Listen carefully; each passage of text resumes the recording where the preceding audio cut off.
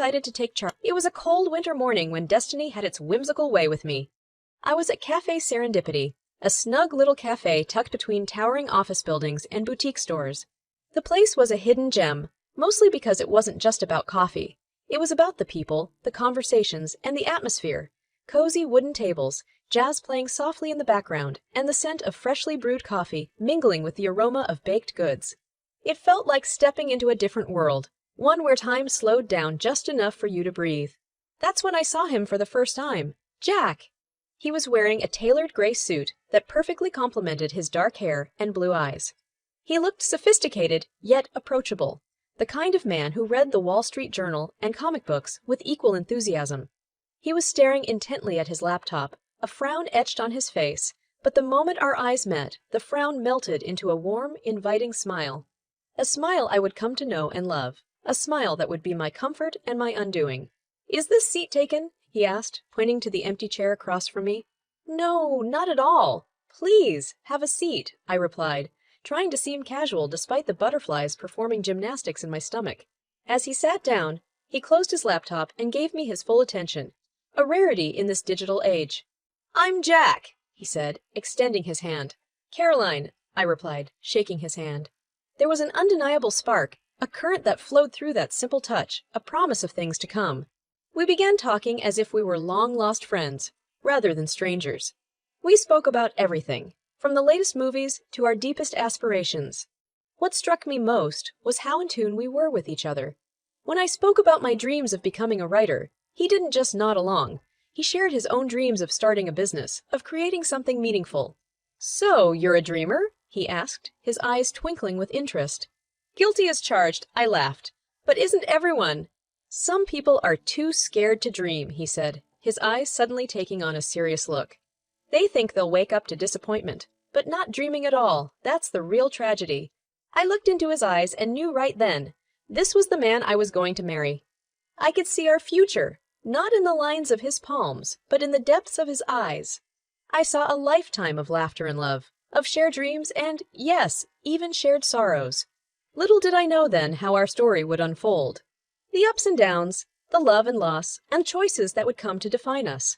That day, as we sat sipping our coffees, lost in each other, I had no idea that I was about to embark on a journey that would bring me my greatest joys and my most profound heartaches. We wrapped up our impromptu coffee date with a promise to see each other again. As I watched him walk away, I felt a strange mix of elation and anticipation, like a book you can't put down, a story you can't wait to unfold. But stories are funny things. They have their own logic, their own timelines. And no matter how carefully you read, you can never quite predict the ending. As I sat there, thinking about the incredible man I had just met, I couldn't have imagined the twists and turns our life would take. But even if I could have seen it all, the good and the bad, I would have chosen him again and again. Because sometimes love isn't about happy endings. It's about the story you write along the way. And our story, for better or for worse, was just beginning. That winter morning at Cafe Serendipity wasn't just another day. It was the prologue to the rest of my life. It was beautiful, it was magical, and it was irrevocably flawed. Just like us, just like everyone. And yet, I wouldn't have had it any other way. And so began the tale of Caroline and Jack, a tale of dreams, love, and unforeseen complications. A tale that was mine to tell and mine to live, a tale that was far from over. Its pages yet to be written, its ending yet to be known. Life often has its own plans, disregarding our neatly crafted visions of the future. 2 years into our marriage, my father Thomas passed away. He was a steadfast man, full of integrity and wisdom, a true cornerstone in my life. His death felt like a personal earthquake, shaking the very foundation of my existence. I was in my office when I got the call. It was my mother's voice on the other end, shaky and subdued. "Caroline, your father. He's gone. It was a heart attack. I think you should come home." My heart plummeted into my stomach. I couldn't speak, couldn't breathe. My eyes filled with tears, and my vision blurred. I don't remember hanging up the phone, or even how I got home. I was on autopilot, every action a blurred sequence, every thought consumed by a terrible void. When I walked into my parents' home, it felt empty despite being filled with people. Relatives, friends, neighbors, all offering condolences, their words forming a sort of melancholic background noise. Amidst the sea of grieving faces, I saw Jack, his eyes filled with concern and love. He wrapped his arms around me, but the warmth I usually felt was overshadowed by the chill of loss that enveloped me. The funeral was a solemn affair. A misty mourning seemed to mirror our collective sorrow. Jack was by my side throughout, offering silent support. I stood beside my mother as we lowered Daddy into the earth, my heart sinking with each clump of dirt that hit the coffin. In the weeks that followed, I found myself sorting through my father's affairs. Amid the fog of grief, a lawyer informed me of my inheritance, a sum of $5 million, a financial legacy my father had left behind for me. "Your father was a wise investor, Caroline," the lawyer said, handing over the documents. "He wanted to make sure you were taken care of." I looked at the papers and then at Jack, who was seated next to me. An idea formed in my mind, a way to honor my father and surprise Jack at the same time. I made a decision then, one that was meant to bring joy but ultimately complicated things in ways I couldn't foresee. "I'd like to keep this a secret for now," I whispered to Jack as we left the lawyer's office. "I have something special in mind, a surprise." Jack looked at me, a bit puzzled but trusting. "All right, if you think it's best. You know I'm here to support whatever you want to do." "I know, and I love you for it," I replied, squeezing his hand. The $5 million felt like both a blessing and a burden. A blessing because it offered financial security, and a burden because no amount of money could fill the void left by my father's absence. Still, I believed I could use it to create something beautiful, a dream home for Jack and me, a sanctuary where we could make new memories, a place where we could start a family. With Jack still in the dark, I began the process. I consulted architects, visited properties, and even began initial negotiations, all under a veil of secrecy. My excitement grew with each passing day. I couldn't wait to see the look on Jack's face when I finally revealed the surprise. But as they say, life is what happens when you're busy making other plans. My grand surprise, our dream home, would remain a blueprint, an aspiration that was never realized. For unbeknownst to me, while I was planning our future, an invisible rift was forming between us, a rift that would soon turn into a chasm too wide to bridge. A fight ensued, one so severe that it unraveled the fabric of our marriage. It was one of those arguments that started small but snowballed into something larger, touching raw nerves and exposing hidden resentments. And just like that, our story took a dark turn, leading us away from the dream home I had secretly been planning and into uncharted, rocky terrain. And so my plans were shelved, my dreams put on hold. But I held on to hope, believing that love would conquer all, that we could still find our way back to each other. A hope that, as time would tell, was both my solace and my delusion. The fight was unlike any we had ever had, not just a disagreement, but a cataclysmic clash that seemed to open up fissures in the foundation of our relationship. We were both stressed, both burdened by the pressures of work and life. But instead of leaning on each other, we imploded. "You never listen to me, Caroline! It's always about what you want!" Jack yelled, his face flushed with emotion. "Listen to you! What about me, Jack?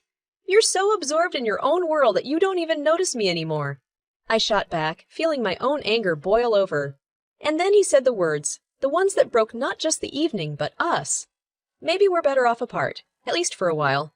The room went silent, and I could hear my own heart pounding in my ears. "Is that what you want? A separation?" My voice trembled as I spoke the words, as if giving them life would also breathe reality into this nightmare scenario. "I think it's for the best. We need time to think, to reassess," he said, looking away, unable to meet my eyes. And just like that, Jack moved out. Our home suddenly felt emptier, like a body missing a vital organ, still functioning but irrevocably impaired. I was devastated. I had lost my father, and now, it seemed, I was losing my husband. I spent the next 2 years in a daze, vacillating between hope and despair. I sought advice from friends, consulted relationship experts, and even went into therapy. I did everything I could to save my marriage, but Jack remained distant. "Please, Jack, let's try again. We can go to couples therapy." "Carolyn, I've moved on. I suggest you do the same," was his cold reply. I couldn't believe this was the man I had married, the man who once looked at me as if I were his entire world.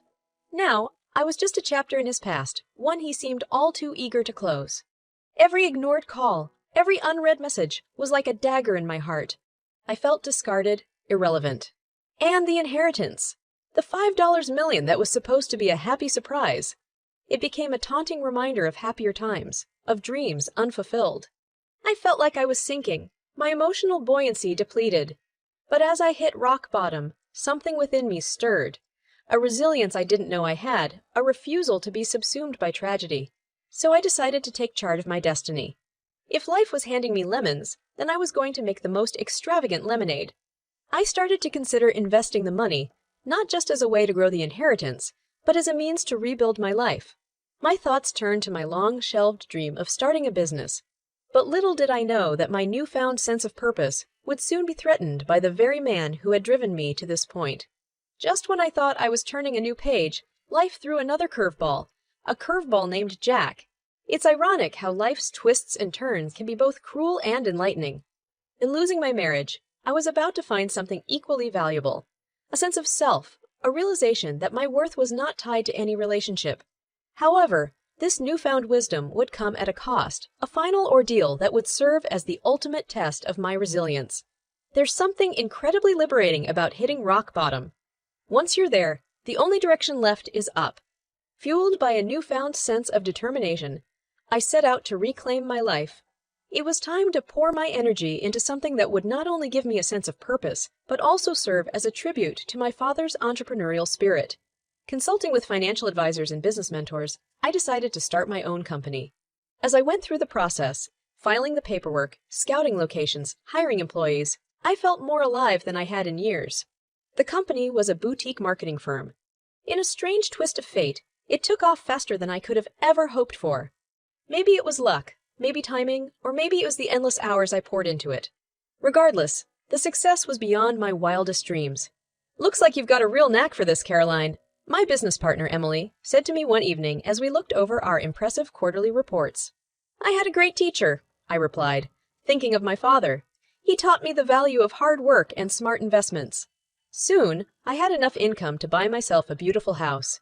A different one than I'd planned on sharing with Jack, but a dream home nonetheless. I also bought a new car, the kind I'd always dreamed of driving, but never thought I'd actually own. "I can't believe this is mine," I said to the real estate agent as I toured my new home.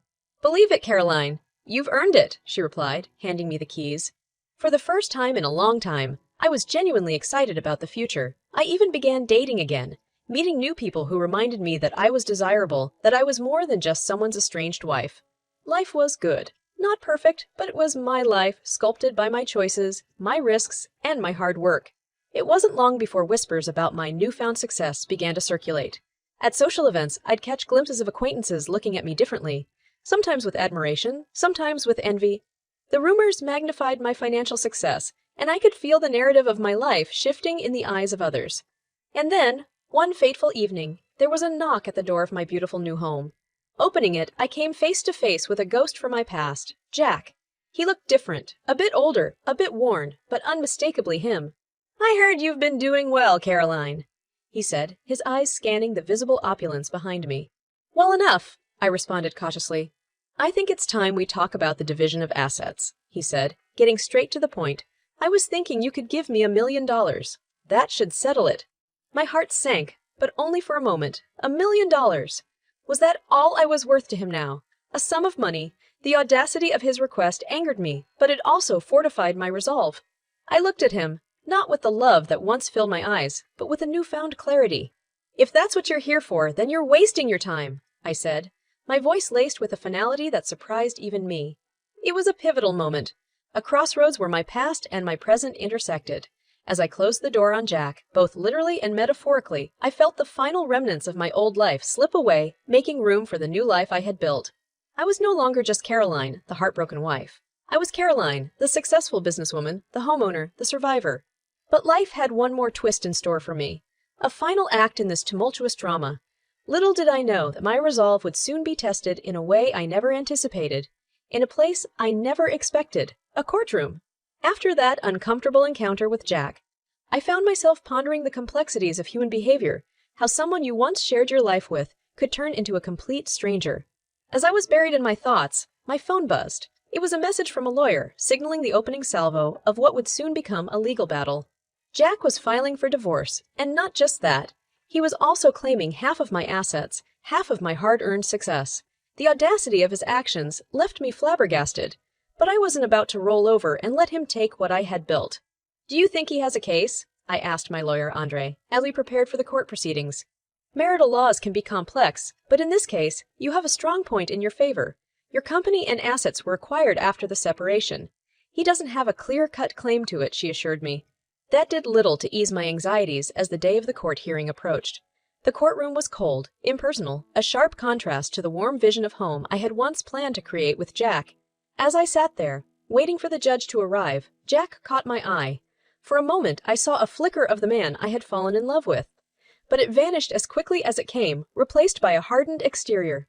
May I remind you of my offer? $1 million and we can put this all behind us, Jack whispered, leaning towards me as our lawyers shuffled papers. My counteroffer is this, I whispered back. Go ahead and try to claim my hard work. You'll see just how strong I've become. When the proceedings started, it felt surreal. Here we were, two people who had once promised to share a lifetime, now itemizing that life like a ledger of debits and credits. His lawyer argued that my success was built on the life we had shared, that he had a right to the assets. My client gave up many opportunities to support the defendant in her pursuits. It's only fair that he partakes in the fruits of those sacrifices, his lawyer argued. Your Honor, all the assets in question were acquired after my client and her husband separated. Andrea countered. Moreover, they are all registered under her company's name. My client is technically an employee of her own corporation. The judge looked from Andrea to Jack's lawyer, then back to his files. Given that the assets were accumulated after the separation and are owned by the corporation, I rule in favor of the defendant, he announced finally. As the judge's gavel fell, so did the weight that had been pressing on me. I looked at Jack, whose face had turned a shade paler. I felt a strange mix of victory and sadness. Sadness because it had come to this. Victory because I had stood up for myself and won. As we filed out of the courtroom, Andre patted my back. You did well, Caroline. He had no right to your success. Thank you, Andre. It's finally over, isn't it? It's over, but it's also a new beginning, she said, smiling. As I walked out into the sunlight, papers in hand, I felt like a massive chapter of my life had finally come to a close. But more importantly, a new chapter was about to begin. A chapter where I was the author of my own destiny, the master of my own fate. I had weathered the storm, and I was stronger for it. And as I sat in my car, taking a moment to absorb it all, I found myself laughing, a deep, liberating laugh that echoed through the empty car. The whole ordeal, from the euphoria of love to the depths of heartbreak, and now to this moment of triumph, felt almost Shakespearean in its drama. But as I drove away, I knew that my story was far from a tragedy. It was a story of resilience, of reclaiming my life and finding my strength. It was, for lack of a better term, a rebirth. And while I didn't know what adventures lay ahead, one thing was for sure. I was ready to face them head on with a heart full of hope and a spirit unbreakable. The courtroom was an arena I had never expected to step foot in, at least not like this. The stark, sterile atmosphere was a world apart from the vibrant life I had been building. As I walked in, each step seemed to echo with a gravitas reverberating off the walls, announcing the gravity of the moment.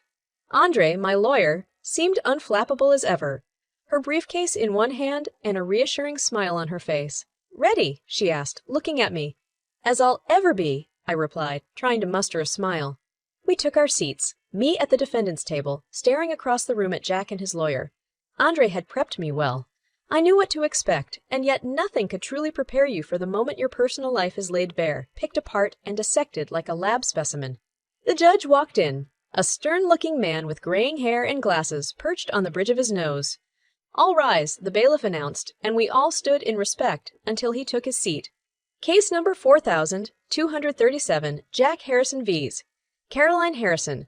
We are here to settle matters related to division of assets and finalization of divorce proceedings, he began, flipping through the papers before him. Jack's lawyer was the first to speak, portraying Jack as the victim, the forsaken husband entitled to what I had earned. Your Honor, my client has been patient. He has been forgiving. He supported Mrs. Harrison when she was nobody, and now that she has found success, she chooses to abandon him, keep all the assets for herself.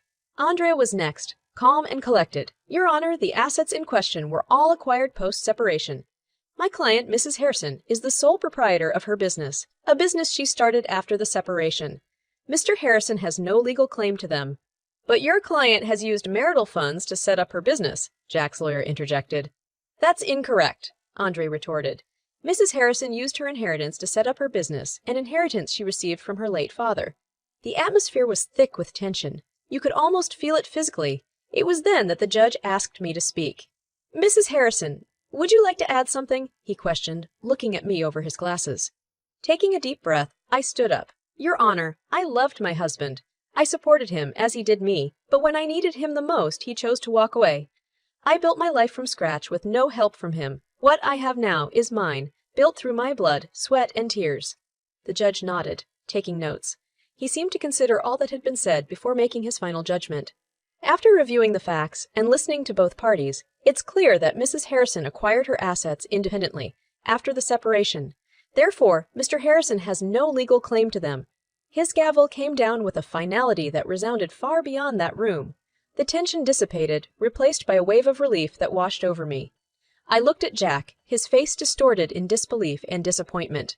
As we exited the courtroom, Andre turned to me. "You held your own, Caroline. How do you feel?"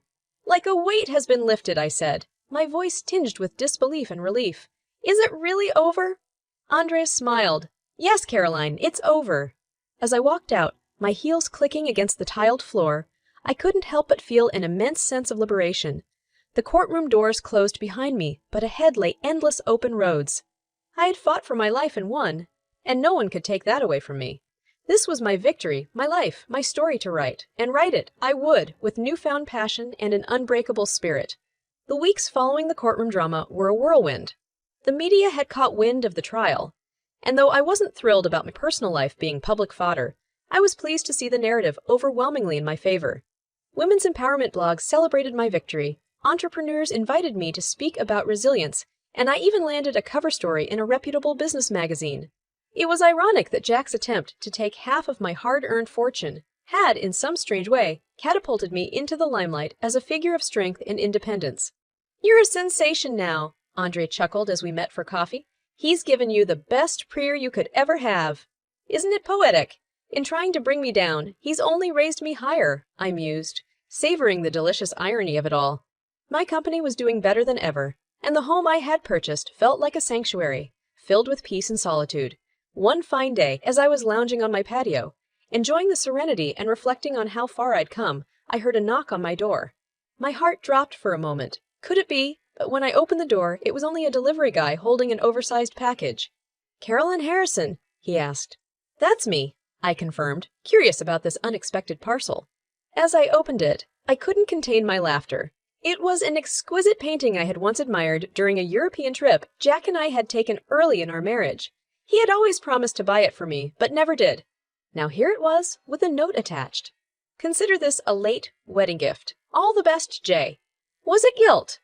An attempt at closure? Whatever it was, I found it amusing. In one final bizarre act he had chosen to give after trying so hard to take from me. I invited Andre over that evening to share a bottle of wine and admire the painting. "Do you think he's regretting it now?" she asked, examining the artwork. "Regret is a complex emotion," I mused, swirling the wine in my glass, but if he does feel it, it's too little, too late. As the sun set, casting its warm golden glow over the room, we toasted. To new beginnings, to the lessons learned, and the promising journey ahead. The painting, a vivid tapestry of colors, now adorned my wall, a poignant reminder of my past. But unlike the past, it didn't haunt me. It only added to the richness of my present. I had the last laugh, quite literally.